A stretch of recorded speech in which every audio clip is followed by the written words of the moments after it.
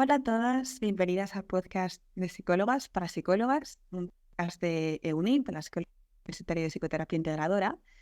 Y no, tenía muchas ganas de que grabáramos este episodio porque es muy especial. Y es que esta vez no solo tiene que ver con nosotras, con EUNIP, sino también con Somos Estupendas, que al final es el proyecto que impulsa a esta escuela para profesionales de la psicología. ¿Por qué digo esto? El pasado 24 de febrero fue el Día de la Psicología y Somos Estupendas, en colaboración con ONIP, hizo una campaña llamada Antes de cuidar a otras, dando importancia a esa parte que ya olvidamos muchas veces como terapeutas de cuidarnos. Un tema del que hemos hablado un montón a lo largo de este podcast, pero en forma de pinceladas y no quizá dándole un espacio como merece este tema. Esta campaña, Antes de cuidar a otras, hablaba de esa importancia de que, bueno, nosotras tenemos una profesión en la que estamos, pues, dadas al cuidado y al acompañamiento de otras personas, pero que al igual que sucede con los aviones y en esa recomendación de ponerte a ti misma la mascarilla de oxígeno antes que a otras personas, lo mismo sucede cuando estamos en la práctica clínica. Y lo dicho, esta campaña de Somos Estupendas iba a la vez acompañada de, bueno, de un seminario llamado Cuida de ti, que ya formaba parte de UNIP, ¿no? Como iniciativa dentro de UNIP, una formación, un seminario dirigido a profesionales de la psicología, precisamente para eso, ¿no? Para que podamos dar valor y tener estrategias para poder cuidarnos. Por eso nos parecía tan importante también hacer un podcast sobre ello, ¿no? Porque es la sensación que yo también tenía. Hemos hablado mucho de esto, lo comentamos casi que en cualquier episodio. Además, dentro de este podcast hablamos mucho de la parte humana como psicólogas, pero merece que le dediquemos un espacio entero. Y qué mejor persona para hablar de autocuidado Ujú. que Eugenia. Ella es compañera psicóloga dentro del equipo de terapia de Somos Estupendas a nivel presencial. Ya la conocéis porque ella ha estado por aquí hablando también de temas súper interesantes. Pero si no la conocéis, pues os invito a que vayáis a escuchar el podcast que grabamos juntas hace unos meses. Y bueno, como siempre, me hace muchísima ilusión tenerla aquí y estoy segura de que eso aportará muchísimo porque su calidad profesional y humana es tremenda. Así que bueno, bienvenida, Eugenia, y qué ilusión compartir este ratito contigo otra vez. Muchas gracias, Isa. Igualmente, el gozo es mutuo. Estoy muy contenta de estar aquí. Qué bien. Bueno, pues gracias por estar aquí, como siempre, y hablemos de esto, de esto, ¿no? Del autocuidado de las psicoterapeutas. Y mi primera pregunta también a la hora de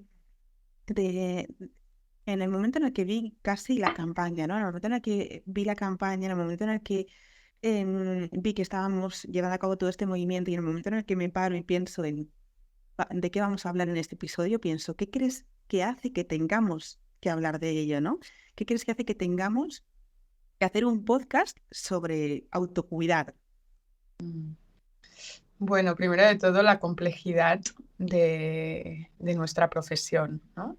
Aunque pienso que sería extendible a todas las vidas, profesiones y personas, ¿no? Porque al final atendernos mm, a nivel personal dentro de nuestro día a día es de vital importancia, pero en nuestro escenario de la psicología, bueno, nos dedicamos a un campo en el que trabajamos con dolor humano, trabajamos con sensibilidad y mucha vulnerabilidad, ¿no? Y estamos en contacto y expuestas constantemente a este intercambio, ¿no? Entonces, como yo siempre digo, antes de psicólogas somos humanas y esto implica pues que también, ¿no? Percibamos y recibamos pues toda esta información y esto también genere cierto impacto en nosotras que requiere de irnos cuidando para poder amortiguar, ¿no? Y poder acompañar de una forma transparente y sin interferencias a la otra persona. Entonces, la importancia, bueno, pienso que sobre todo, ya que estamos, ¿no? En EUNIP, en una escuela donde estamos en contacto con muchas psicólogas que empiezan su camino, sobre todo a los inicios de nuestra práctica como psicólogas, para mí es de vital importancia ir trabajando y cultivando este autocuidado para que nuestra práctica profesional a lo largo de nuestra vida pueda irse cuidando, ¿no? Y nosotras consecutivamente podemos ir gozando y disfrutando también de nuestra práctica sin resentirnos de lo que puede pasar si no nos cuidamos en ella, ¿no? Entonces, la importancia para mí bueno, es uno de los ingredientes básicos de nuestra profesión. Si una no se está atendiendo al mismo momento que atiende, el acompañamiento no es real, porque al final es como la persona que quiere estar siempre ayudando y siempre al servicio. No es un servicio limpio, ¿no? Porque al final tú no estás del todo disponible como para realmente ofrecer un espacio real, de disponibilidad real, si uno no está en su centro, ¿no? Y esto no quiere decir que acompañar signifique estar siempre hiperestable, hipercuidada, ¿no? Justamente antes de iniciar el podcast, el podcast te comentaba, ¿no? Que justo hoy a mí misma me enganchas en un momento de vulnerabilidad, en un momento en que estoy transitando pues ciertas cosas en mi vida y precisamente pensaba qué guay poder hoy grabar este podcast, ¿no? Para que también me pueda mostrar yo desde aquí, entendiendo que, bueno, que podemos seguir estando al servicio y trabajando, aunque nuestra vida tenga, por supuesto, a nivel personal movimientos, pero la importancia es cómo vamos atendiendo esto para poder estar al servicio al mismo tiempo. No se trata que siempre tengamos que estar happy flowers para poder estar al servicio, ¿no? Que se puede también estar cuidando de lo que pasa en ti al mismo tiempo que estás cuidando y acompañando al otro. Entonces, para mí es importante aprender esto también, aprender que el autocuidado no es estar bien, ¿no? Sino tener disponibilidad para atender aquello que quizás no está tan bien, cuidarlo y mirarlo y irte regulando en función de lo que tu cuerpo y tu sistema necesite. Y escuchándote también conectaba con mi experiencia también a nivel perso profesional, em, con esa parte que decías tan importante de la autenticidad, ¿no? De que al final cuando no nos estamos cuidando, pero estamos acompañando y nos estamos exigiendo seguir en esa línea sin pararnos justo a revisar qué está pasando y poder sostenerlo de la forma en la que podamos, em, tampoco estamos siendo reales en ese momento, ¿no? Y a mí me ha pasado hace unos meses, también para, bueno, pues para comunicar desde este lado honesto, desde que queremos comunicar, que haciendo terapia yo no estaba pasando una época muy fácil, y yo eso lo sabía, pero en terapia como tenía que estar ahí, tenía que ser esa buena psicóloga, tenía que cumplir con mi rol. em, Cuidaba, ¿no? Cuidaba, acompañaba, pero siempre salía de las sesiones, esa temporada, y sentía que fingía. Sentía que no era yo, pero no desde un lugar disociativo, sino desde un lugar más identitario. Sentía que estaba fingiendo, mostrando la cara que estaba mostrando a las personas a las que acompañaba. Sentía una disonancia, un conflicto interno muy grande. No me llegaban las palabras de elogio o de refuerzo que tenía por parte de otras personas. Cuando alguien me decía, eres una muy buena psicóloga, ¿no? Por ejemplo, y yo no me lo creía y además me sentía fatal, y ahí tampoco era desde el síndrome de la impostora, sino desde es que realmente no es así porque estoy engañando a la persona con la que estoy.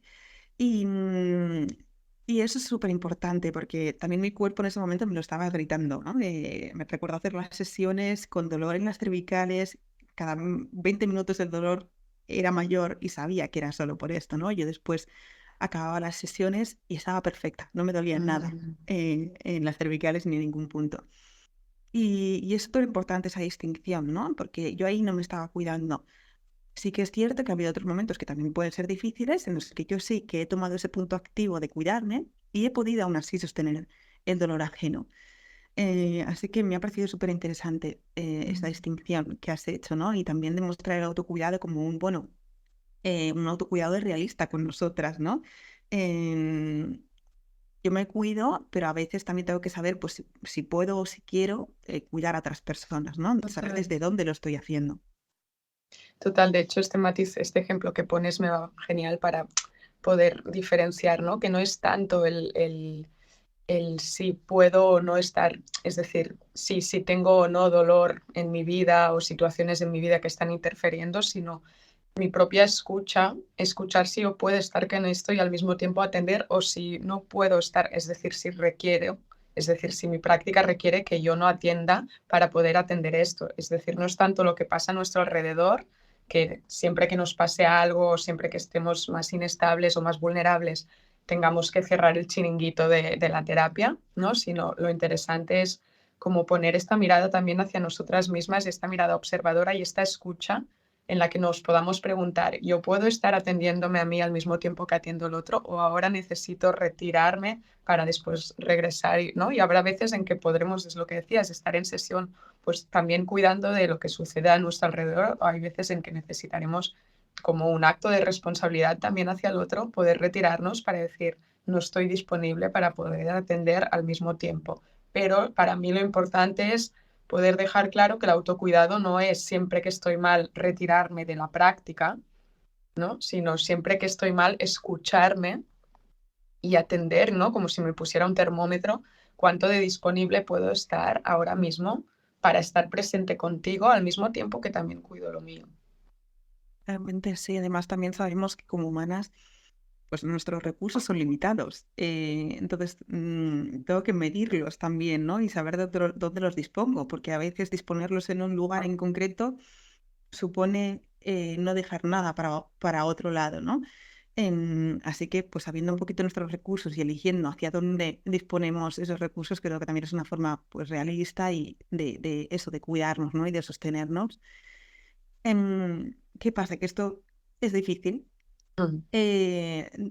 De hecho, el hecho, valga la redundancia, de que hagamos un podcast sobre esto y de que lo reivindiquemos en cada uno de los episodios, también habla de la dificultad que tenemos para practicarlo, ¿no? Y de tener constantemente que recordárnoslo o que dedicar espacios a hablar de ello, porque si no, como que se nos olvida, ¿no? Pese a que lo sepamos a nivel teórico. Entonces, ¿qué crees que hace que esto sea tan difícil, ¿no? ¿Qué crees que hace tan difícil que nos cuidemos? ¿Por qué lo olvidamos o tenemos que recordárnoslo?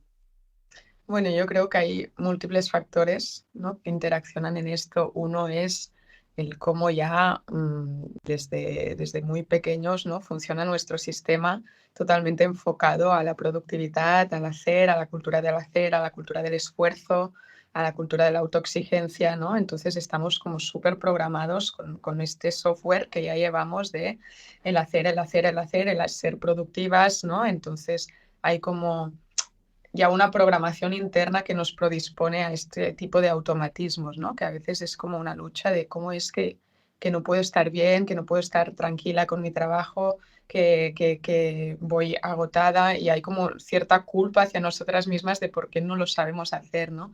Para mí es muy importante entender que ya hay una información que nos ha construido hacia esta forma de funcionar, ¿no? Y no se trata tanto de demonizarla o cargárnosla, sino entender, bueno, pues que esto ha sido integrado así, que ahora nos toca desaprender para poder también integrar otros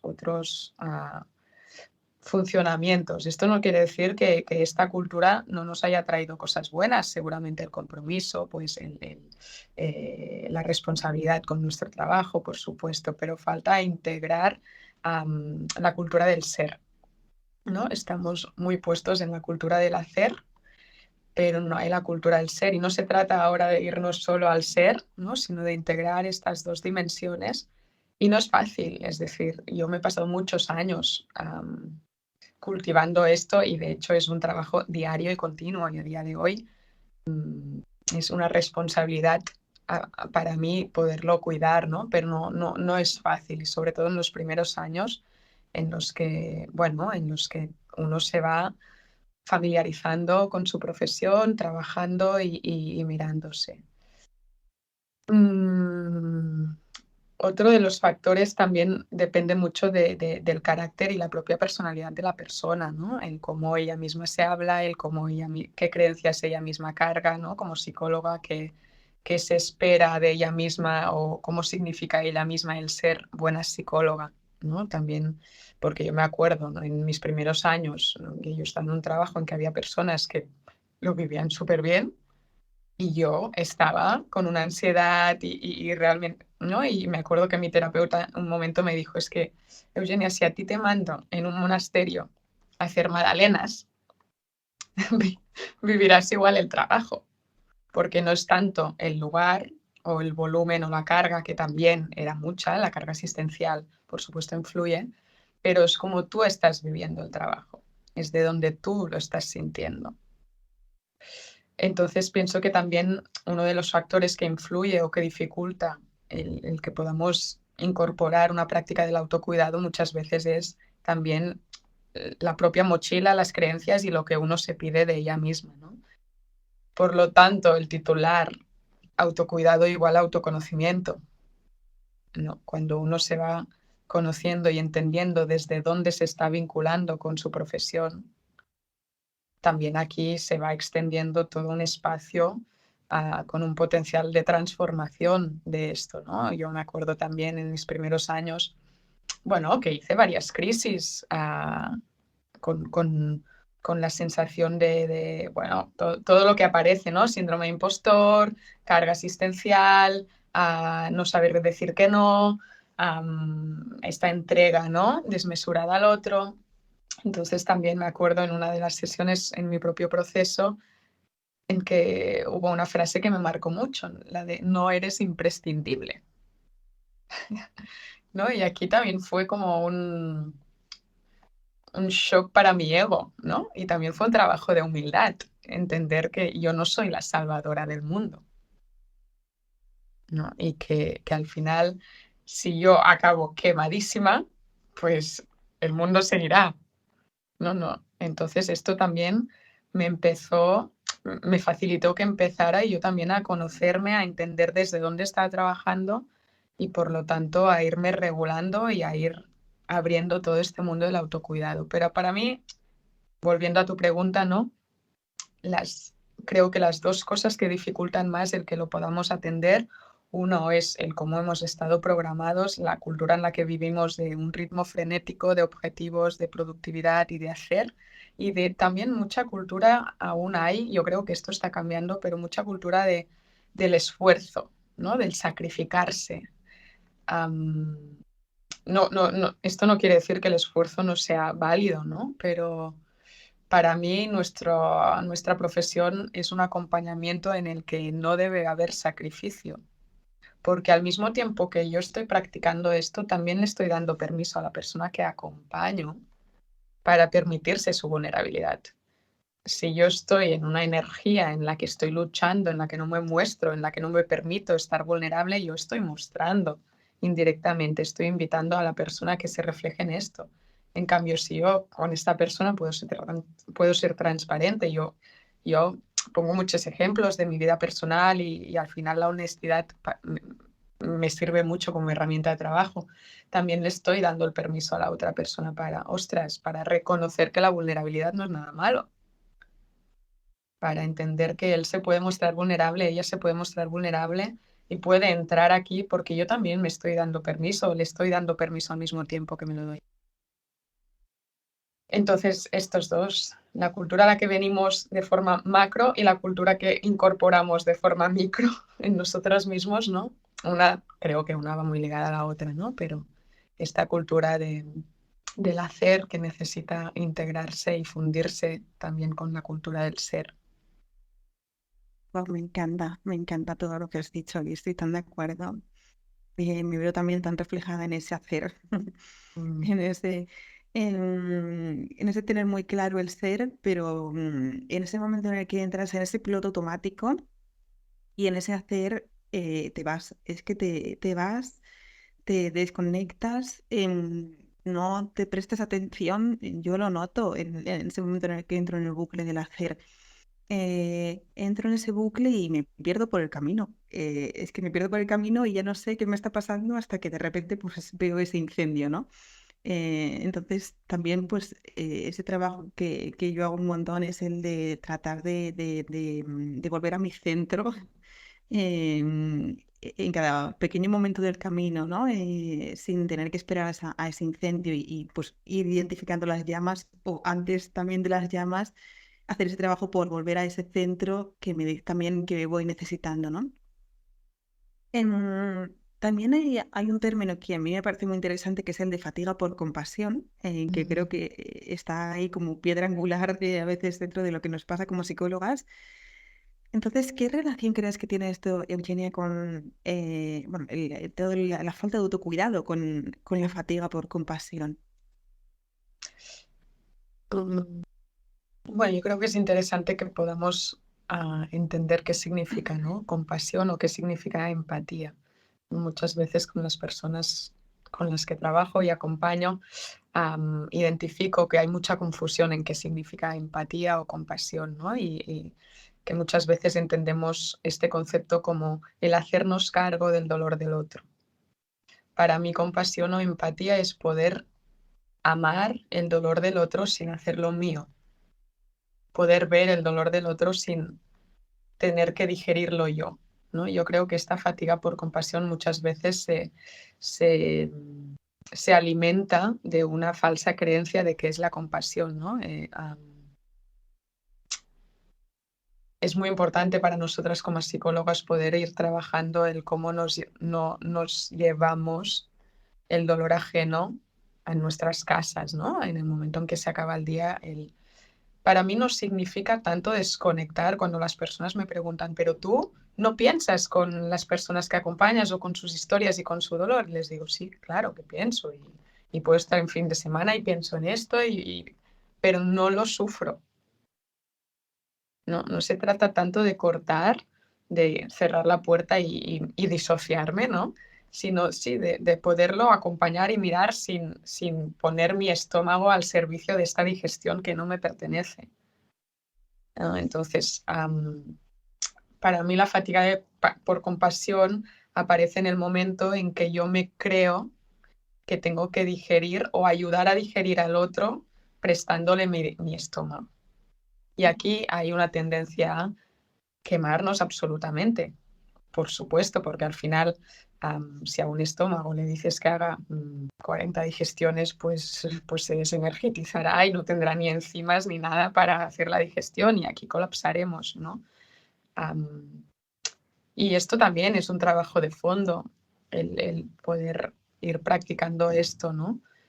Y, y también diferenciarlo de las creencias de si yo no siento dolor por la historia de la persona que acompaño, significa que no estoy conectando. No, no. Muchas veces yo he podido incluso dentro de terapia sentir tanto el dolor de la persona que acompaño que incluso permitirme el mostrarle, no el cómo siento, pero yo puedo conectar con su dolor, pero no lo digiero. Lo que se me despierte a mí con el dolor del otro forma parte de mí. Esto sí que me pertoca a mí y es mi responsabilidad, pues, observarlo, sentirlo y darle un lugar, pero no digerir el dolor del otro. No sé si me estoy explicando un poco. Totalmente, totalmente. Qué visual también la metáfora y creo que es de esas ideas que fácilmente se pueden quedar en nuestra mente, ¿no? Entonces me alegro mucho de que lo hayas podido ejemplificar de esta forma, porque al igual que la metáfora de la mascarilla de los aviones y del oxígeno, es como algo muy visual, algo a lo que fácilmente podemos acceder como profesionales y que puede hacer de insight, ¿no? Que puede conectarnos fácilmente Total. con la idea que hay detrás de ello. Así que me parece un ejemplo muy interesante y una idea muy interesante. Y que al final también am, esto no lo sabemos hacer por naturaleza, ni nos lo enseñan en la uni.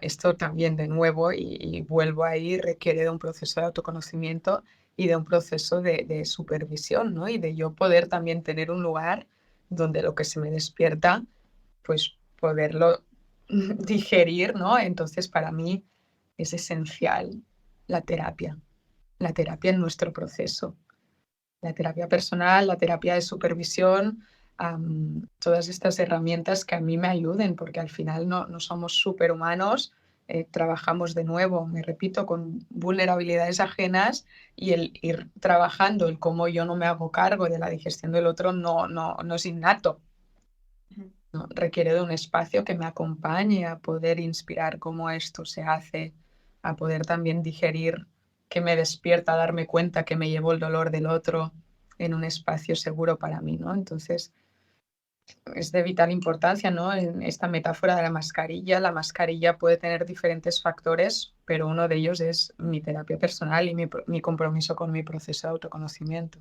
Es un requisito indispensable. En muchas universidades de Europa no te dan el título de psicóloga si no certificas X tiempo de terapia personal, ¿no? Qué Estoy curioso. deseando que esto también llegue en España, ¿no? Y que en las universidades incluso también se pueda trabajar con la vida personal de cada uno, ¿no? Yo no sé en otras, pero en mi universidad hacíamos seminarios con role playings y yo pensaba que me encantaba, pero pensaba, ¿por qué hacemos teatro?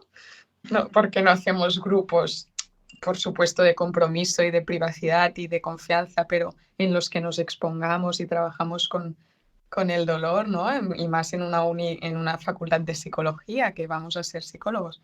Entonces, para mí es fundamental el proceso personal para poder prevenir toda esta fatiga, Eso no significa que haya momentos en que, claro, en que aunque tú vayas trabajando en ti, habrá días en que tu vida externa reclame más de ti, estés más vulnerable y vuelvas a casa y digas, ostras, hoy me siento súper, pero esto es la vida. Lo que es importante es no perpetuar este patrón de funcionamiento, que no se convierta en un estilo de funcionar, porque entonces realmente estamos constantemente superviviendo.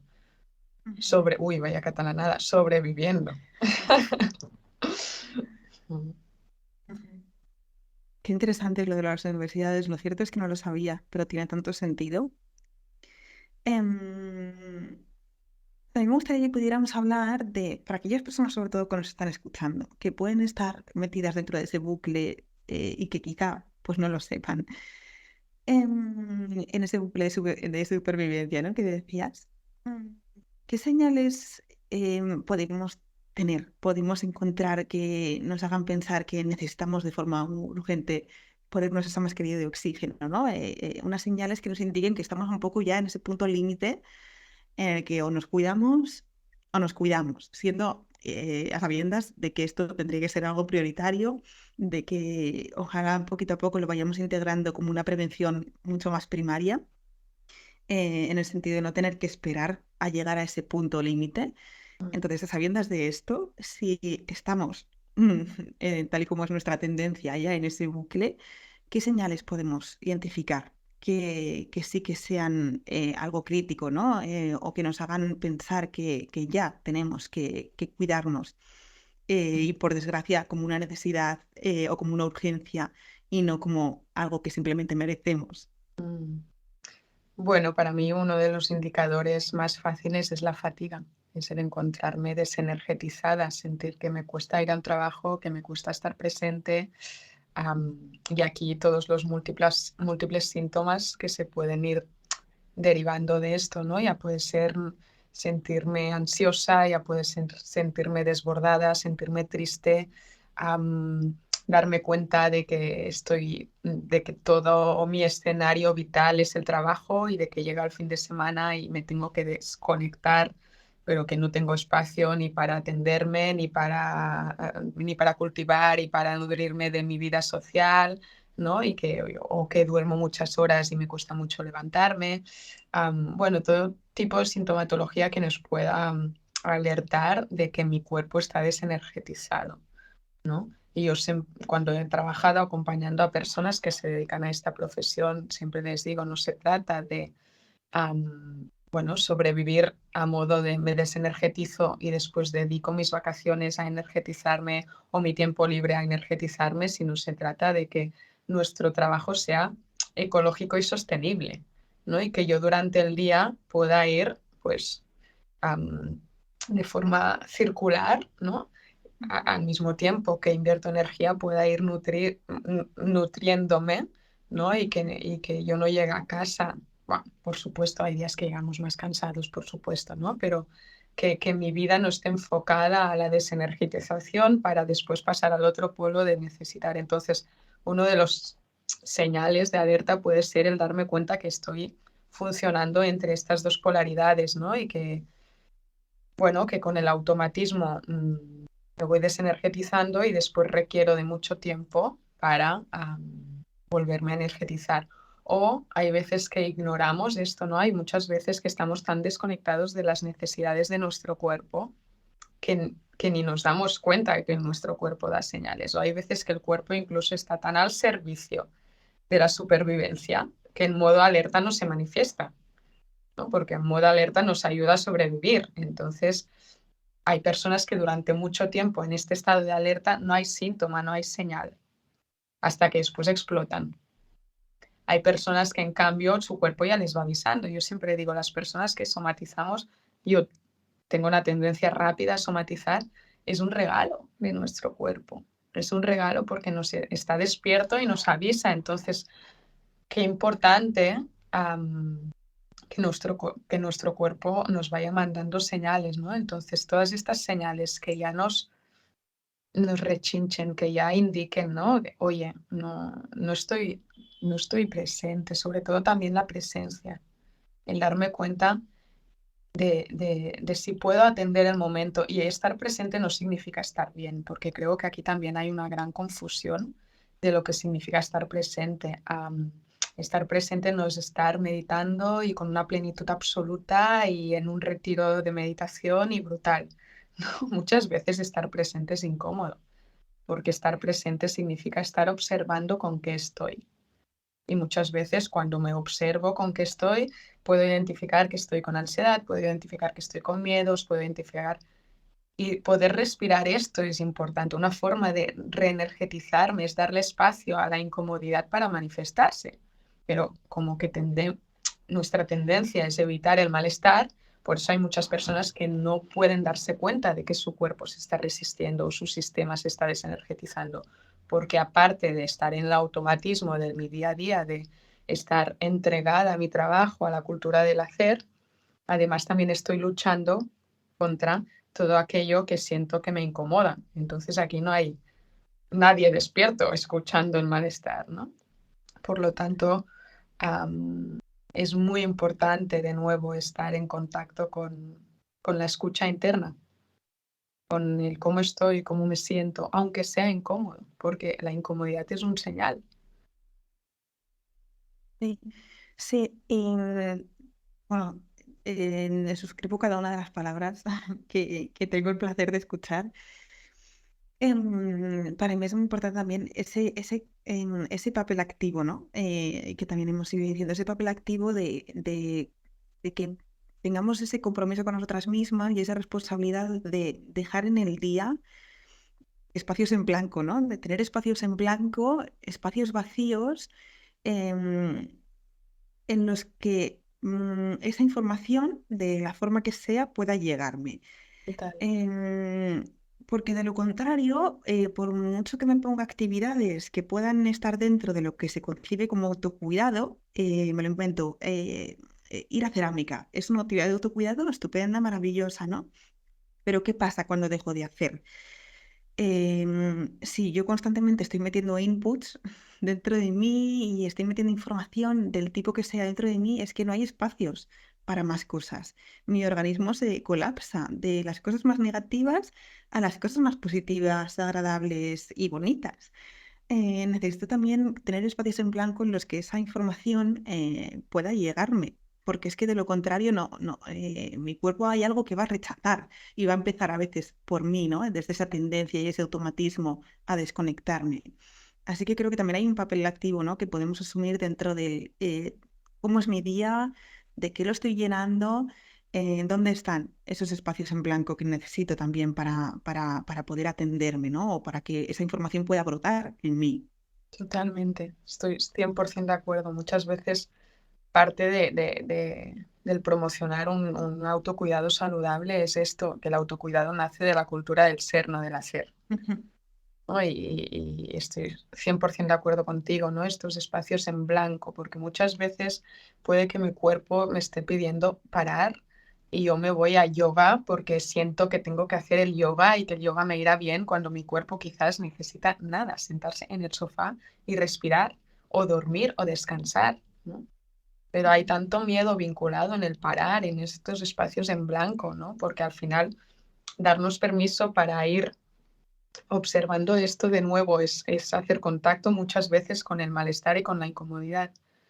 Y a veces tenemos la tendencia, ¿no? A seguir generando cultura del hacer para no contactar con esto, pero esto no oxigena, no Ujú. nos da espacios para dar permiso a esto que se mueva y para reenergetizar, ¿no? Entonces, súper de acuerdo con el concepto de espacios en blanco, el concepto del silencio, el concepto de la naturaleza, del respirar, del observar, de la contemplación hacia adentro y hacia afuera, ¿no? Al final, muchas veces tengo la sensación que contemplamos la naturaleza como algo ajeno y nos olvidamos que somos orgánicos, que somos naturaleza y que somos cuerpos hechos de orgánico, ¿no? Y que nuestro cuerpo es naturaleza, ¿no?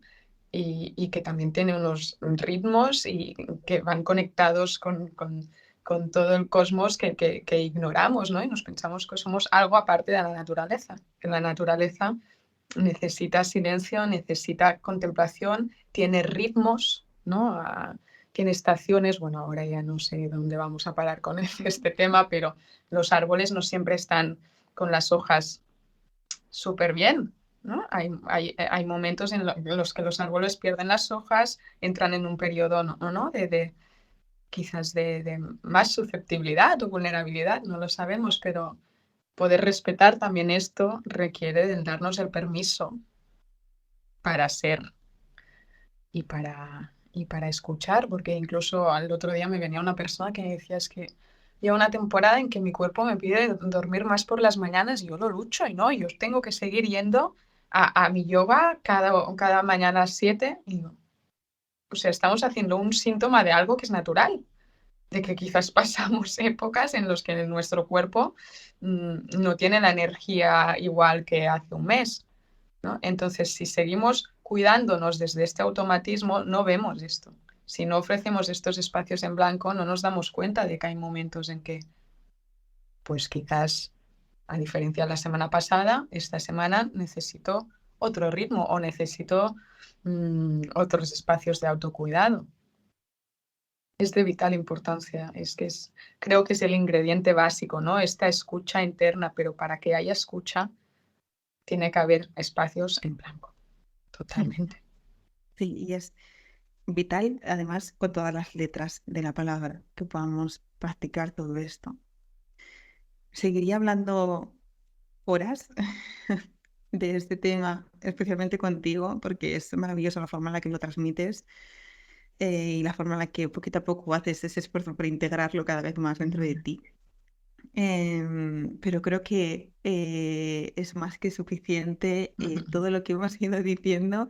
Creo que aporta mucho valor todo este contenido que ha salido dentro de este episodio y me alegra de todo corazón que tantas compañeras lo vayan a escuchar. Espero de todo corazón que les sirva, pero sé que va a ser así. Y me emociona que puedan escucharlo y que poquito a poco pues también podamos cambiar este paradigma de más en ese equilibrio entre el hacer y el ser. Y es importante que tengamos espacios como este. Así que mil gracias, Eugenio, por estar aquí, Nosotras. por todo lo que has aportado. Para mí es un regalo poder escucharte. Para mí estar con vosotras y Gracias, compartirnos. total.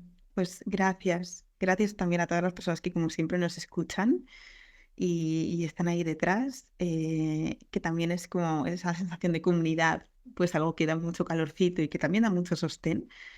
Así que no dudéis también en aprovecharlo, en aprovechar que somos una comunidad para poder pedir ayuda, para poder pedir ese sostén. Aprovechad también este espacio para poder pues reflejar o expresar la forma en la que os sentís acerca de todo lo que hemos hablado. Y bueno, nos veremos la semana que viene con un nuevo episodio. Así que gracias y un abrazo enorme para todas.